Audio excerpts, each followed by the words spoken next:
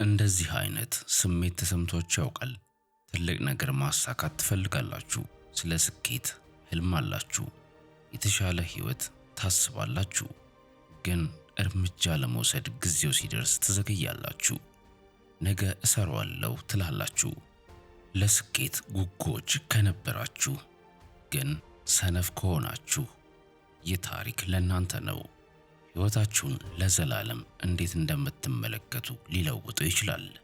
በአንድ ወቅት በአረንጓዴ ሜዳዎችና ረጃጅም ዛፎች በተከበበች ትንሽ መንደር ውስጥ ታምር የሚባል ወጣት ይኖር ነበር። ታምር 25 ዓመቱ ነበር። እሱ ጠንካራ፣ ጤናማና በህልም የተሞላ ነበር። ብዙ ጊዜ ጓደኞቹን አንድ ቀን በዚህ መንደር ውስጥ በጣም ሀብታም ሆናለሁ፣ እርሻዬ በሰብል ወርቅ ያበራል፣ ሰዎች ምክር ለማግኘት ወደ እኔ ይመጣሉ እና በሁሉም ቦታ አከብራለሁ ይል ነበር። የመንደሩ ሰው ሁሉ የታምርን ምኞት አደነቀ። ግን አንድ ችግር ነበር። ታምር ሰነፍ ነበር። ፀሐይ ወጥቶ ሌሎች ገበሬዎች ወደ ማሳ በሄዱ ጊዜ ታምር ከአልጋው አይነሳም፣ ይተኛል። የመንደሩ ሰዎች በጠራራ ፀሐይ ሥራ ሲሰሩ ታምር ጥላ ስር ተቀምጦ ስለ ህልሙ ያወራ ነበር። ሴቶቹ ከጉድጓድ ውሃ ሲሸከሙ ታምር ግን በኋላ አድርጓለሁ በማለት ስራውን አይሰራም ነበር። እሱ ሁልጊዜ ትልቅ እቅድ ነበረው፣ ግን እቅዱን ለማሳካት ምንም እርምጃ አልወሰደም። ስኬትን መመኘት ይወድ ነበር፣ ነገር ግን ስኬት የሚፈልገውን ጠንክሮ መስራትን ይጠላ ነበር። አንድ ቀን አመሻሽ ላይ አዛውንትና አስተዋይ ገበሬ የሆነው የታምር አጎት ሊጠይቀው መጣ። አጎቱ የታምርን ባዶ መሬት ተመለከተ። መሬቱ ለም ነበር፣ ነገር ግን ምንም ነገር አልነበረበትም። ከዛም ታምር ልጄ፣ ለምን መሬት ባዶ ሆነ? አንተ ስለ ወርቅ ሰብል ታወራለህ፣ እኔ ግን ደረቅ አፈር ብቻ ነው የማየው ብሎ ጠየቀው። ታምር ሳቀ። አጎቴ አትጨነቅ፣ ነገ ጀምራለሁ፣ መሬቴ ምርጥ ይሆናል፣ ብቻ ጊዜ ይስጠንና ትመለከታለህ አለው። ሽማግሌው በረጅሙ ተነፈሰ። ይህንን ነገ ከዚህ በፊት ብዙ ጊዜ ሰምቶ ነበር። እናም ለታምር ትምህርት ሊሰጠው ወሰነ። አጎቱ ሁለት ትናንሽ ቦርሳዎችን ከኪሱ አወጣ። በውስጡ ሁለት የተለያዩ ዘሮች ነበሩ። ለታምርም ሰጣቸውና እነዚህ ተራ ዘሮች አይደሉም፣ አስማታዊ ዘሮች ናቸው። የመጀመሪያው የጠንካራ ሥራና የትልቅ ህልም ዘር ነው። ተክለህ በየቀኑ ብታጠጣው ፍሬ፣ ጥላና ሀብት የሚሰጥ ዛፍ ይሆናል። ሁለተኛው የስንፍና ዘር ነው።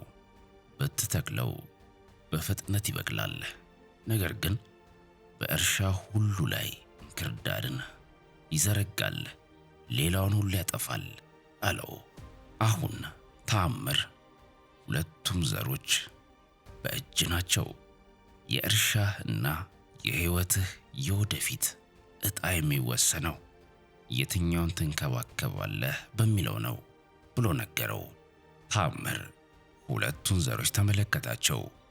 አንዱ የጠንካራ ሥራና የትልቅ ህልም፣ አንዱ የስንፍና ነበር። በእርግጥ የጠንካራ ሥራና የትልቅ ህልም ዘርን እተክላለሁ፣ ስኬትን እፈልጋለሁና ብሎ አሰበ። ነገር ግን ሲነጋ ታምር ድካም ተሰማው። ስለዚህም ነገ ተክላለሁ አለና ተኛ። ቀናቶችም አለፉ። በመጨረሻም ከመሰላቸት የተነሳ ሁለቱንም ዘር ተከለ። ለራሱም እንዲህ አለ፣ ምን እንደሚፈጠር አይና በኋላ ላይ ካስፈለገ መንከባከብ እችላለሁ ብሎ ወደ ቤቱ ሄደ። በዚህም መንገድ እንግዲህ ሳምንታት አለፉ። ታምር ስለተከላቸው ዘሮች ረሳ። ቀኑን በእንቅልፍ አሳለፈ። በሐሜትና ስለ ስኬት እያወራም በየመንገዱ በመሄድ ሳምንታቱን ጨረሰ። ወራትም አለፉ። ከዚያም አንድ ቀን ወደ እርሻው ሄደ። ነገር ግን ባየው ነገር ደነገጠ። የስንፍና ዘር በፍጥነት አድጓል። ወፍራም አረም አፈሩን ሸፍኖታል። በየቦታው ተዘርግቶ መሬቱን አንቆ ይዞታል። የጠንካራ ሥራና የትልቅ ሕልም ዘር ግን ቀጭጮ እና ውሃ ስላላገኘ እንክብካቤም ስላጣ እየደረቀ ነበር። የታምር ሕልም ወደ ቅዠት እየተቀየረ ነበር። አጎቱ ተመልሶ እርሻውን አየ። እሱም ታምር ሆይ ምድርህን ተመልከት፣ ይህ የአንተ ሕይወት ነው። ጠንካራ ሥራና ትልቅ ሕልም እንደ ትንሽ ዘር ነው። እንክብካቤ፣ ጥረትና የዕለት ተዕለት ተግባር ያስፈልገዋል። ያለ ሥራ ይሞታል። ነገር ግን ስንፍና እንክብካቤ ሳያስፈልገው በራሱ ይበቅላል፣ በፍጥነት ይስፋፋል እና በየመንገዱ ላይ ያለውን ሁሉ ያጠፋል።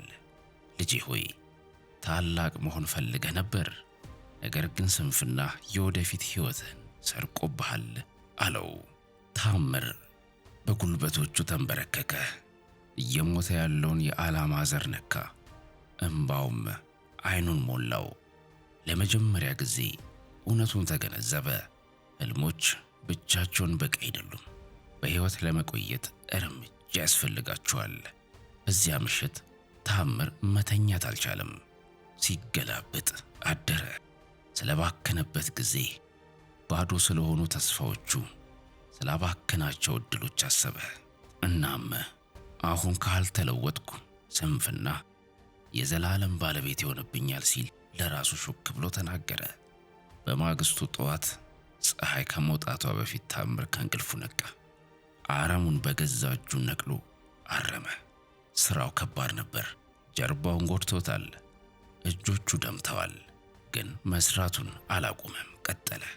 የጠንካራ ሥራና ትልቅ ሕልምን ዘር አጠጣ። በየዕለቱ መንከባከቡን ቀጠለ። ዘሩ ቀስ በቀስ ወደ ጠንካራ ተክል አደገ እና በዓመታት ውስጥ ፍሬ፣ ጥላና ሀብት የሚሰጥ ትልቅ ዛፍ ሆነ። ታምርም ተለወጠ። ካሁን በኋላ ሰነፍ አይደለም። በመንደሩ የሚታወቀው ስንፍናውን ታግሎ ያሸነፈ ገበሬ ተብሎ ነበር። የተወደዳችሁ አድማጮቼ፣ የታምር ታሪክ ግብርና ብቻ አይደለም፣ ስለ ሕይወት ነው። እያንዳንዳችን በውስጣችን ሁለት ዘሮችን እንይዛለን። አንዱ ጠንካራ ሥራና ትልቅ ሕልም ነው። አንዱ ስንፍና ነው። የጠንካራ ሥራና ትልቅ ሕልም ወይም ዓላማ የሚያድገው በየቀኑ በጥረት በተግሣጽና በተግባር ስትመግቡት ብቻ ነው። ስንፍና በራሱ ያድጋል፣ ነገር ግን ሕልማችሁን ያጠፋል። ስለዚህ የስኬት ጥመኛ ከሆናችሁ ግን ሰነፍ ከሆናችሁ የታመረን መሬት አስታውሱ። ነገን አትጠብቁ፣ ዛሬን ጀምሩ። ዓላማችሁን አጠጡት። የስንፍናን እንክርዳድ ንቀሉ። ምክንያቱም ነገ ዛሬ እያላችሁ በዘገያችሁ ቁጥር ሕልማችሁ የበለጠ ይሞታል። ይህን ታሪክ ከወደዳችሁትና ጠቃሚ ነገር ከተማራችሁ ይህን ቪዲዮ ላይክ ማድረጋችሁን አትርሱ። ትልቅ ሕልም ላለው ነገር ግን ከስንፍና ጋር ለሚታገል ሰው አካፍሉት። ለዛሬ ያዘጋጀሁላችሁ ጠቃሚ ምክር ነበር። በቀጣይ ጠቃሚ ቪዲዮ እስክንገናኝ ድረስ በያላችሁበት ሰላማችሁ ይብዛ። በቸር ሰንብቱልኝ።